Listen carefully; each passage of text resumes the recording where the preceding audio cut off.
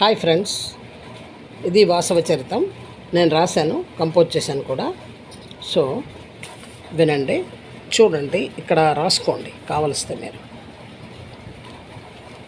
ఓం శ్రీ వాసవిని చరితమును వేణుల విందుగా వివరించెదను. ఓం శ్రీ వాసవిని చరితమును వేణుల విందుగా వివరించెదను. ఆనతి నీయవే ఆపద్బాంధవి, ఆదరించవే అందరినీ. విద్యలు ఎరిగిన వైశ్యకులమ్మున వివరము తెలుపగ జనించితివని, వివరము తెలుపగ జనించితివని. వరములు తీర్చగ వేంచేసితివని, మాయిల వేల్పుగా విలసిల్లితివని. ఇప్పుడు ఓం శ్రీ వాసవి మళ్ళీ పాడుకోవచ్చు. అల్లుని యగుని పతిని బిలువక దక్ష ప్రజాపతి యజ్ఞము చేయ, దక్ష ప్రజాపతి యజ్ఞము చేయ. సతీదేవి యగునిను కించింప, తండ్రి ఇంటనే తను విడిచావని, తండ్రి ఇంటనే తను విడిచావని. ఓం శ్రీ వాసవి పార్వతీదేవిగా ఇళ్ళలో పుట్టి, ఆ శివునే నీవు పరిణయమాడి, ఆ శివునే నీవు పరిణయమాడి. నందీశ్వరునితో నటనములాడి, నందీశ్వరునితో నటనములాడి.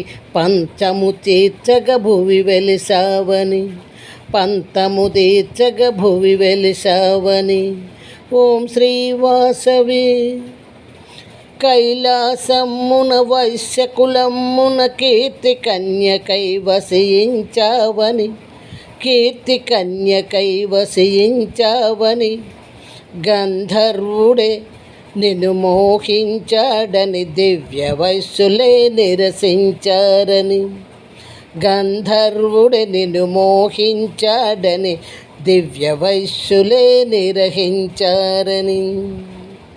ఓం శ్రీ వాసవి పరస్పరమున శాపములిడుకొని, గంధర్వులు మరి మానవులైతే, గంధర్వులు మరి మానవులైతే.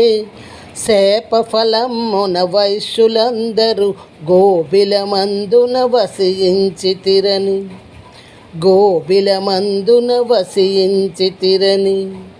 ఓం శ్రీ వాసవి శాప కారణము నీవైనావని, విముక్తి చేయుట నీ ధర్మంబని. శాప కారణము నీవైనావని, విముక్తి చేయుట నీ ధర్మంబని. కుసుమ శ్రేష్ఠి కుసుమాంబకు నీవు పెనుగొండన జనించితివని. ఓం శ్రీ వాసవి నందీశ్వరుడే విరూపాక్షుడై నీకిల సోదరుడై నాడని, నందీశ్వరుడే విరూపాక్షుడై నీకిల సోదరుడై నాడని.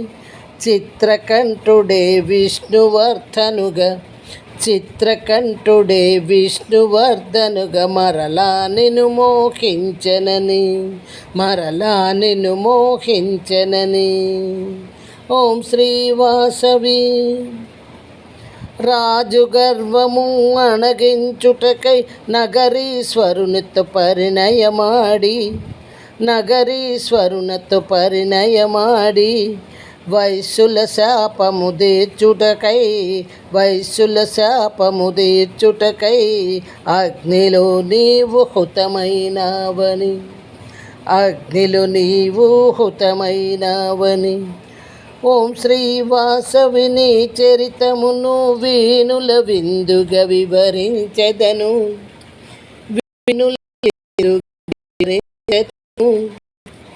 ఆనతి నీయవే ఆపద్బాంధవి, ఆశిష్యవే అందరికీ, ఆశిష్యవే అందరినీ. ఆదరించవే అందరినీ. ఇది నేర్చుకోండి చక్కగా. మళ్ళీ ట్యూను మీరు ఇంకా బాగా పాడగలరని నేను అనుకుంటున్నాను. బాగా పాడండి. ఎక్కడైనా పాడేటప్పుడు నా పేరు చెప్పండి, ఒక లైక్ కొట్టండి.